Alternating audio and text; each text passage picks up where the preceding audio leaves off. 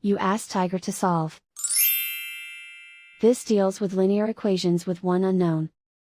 The final result is h equals -10. Let's solve it step by step.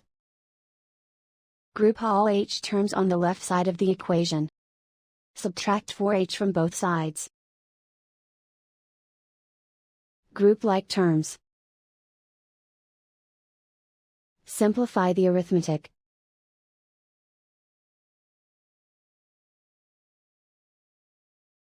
Group all constants on the right side of the equation. Add 15 to both sides. Simplify the arithmetic.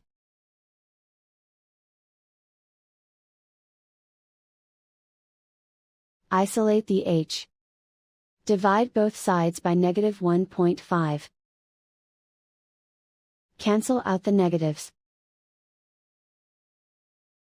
Simplify the arithmetic. Move the negative sign from the denominator to the numerator. Simplify the arithmetic.